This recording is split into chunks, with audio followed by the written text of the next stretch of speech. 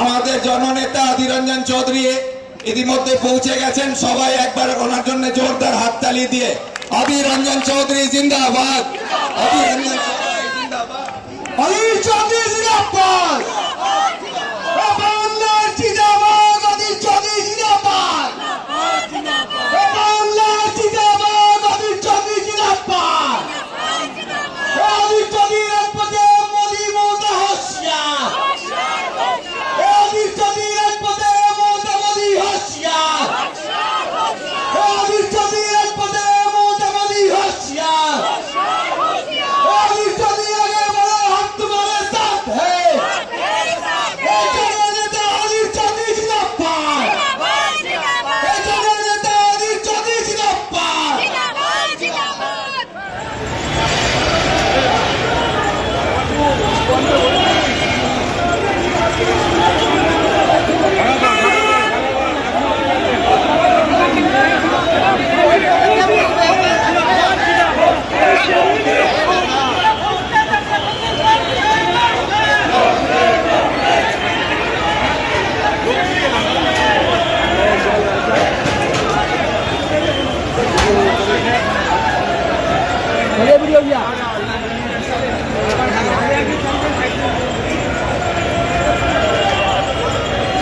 Kalian.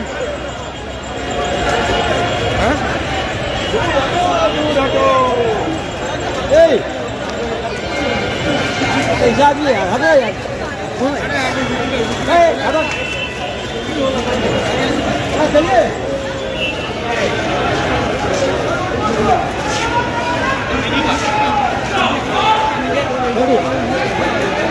Hey, ada.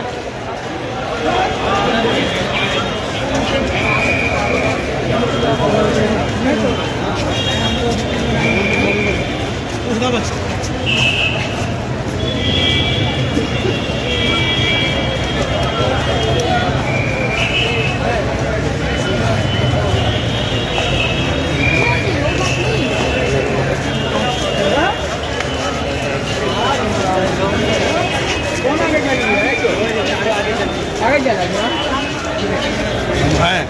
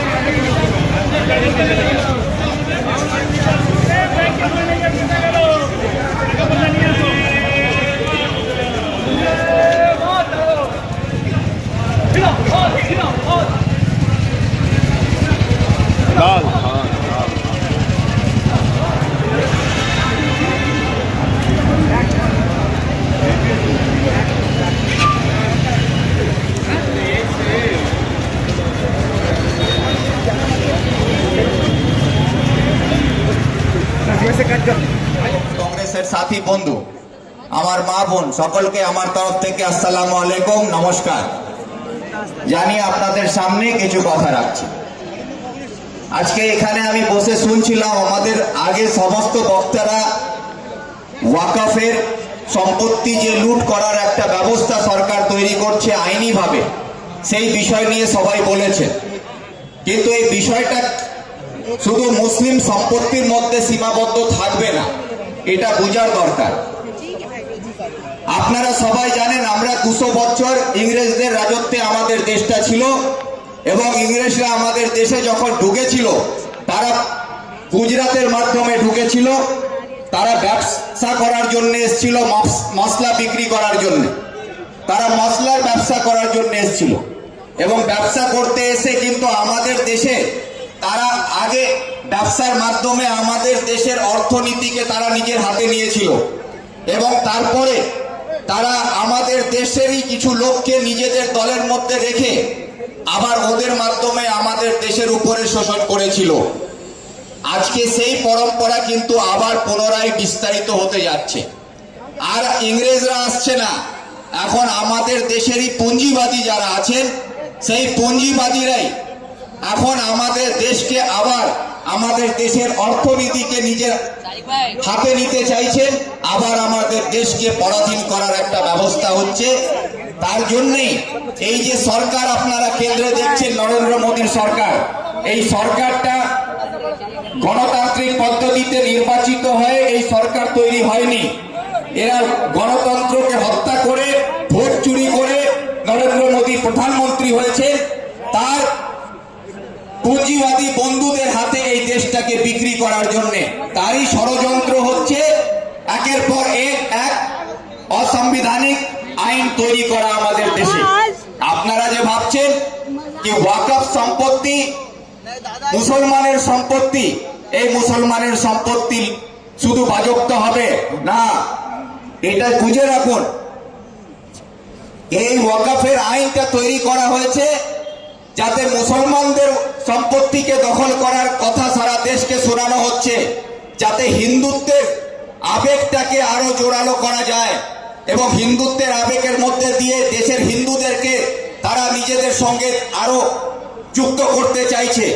কিন্তু বুঝে থাকুন, এই বিজেপি দল না হিন্দুবাদী দল না মমতা মুসলিমবাদী দল, এরা হচ্ছে পুঁজিবাদী দল, এরা হচ্ছে ক্ষমতাবাদী দল।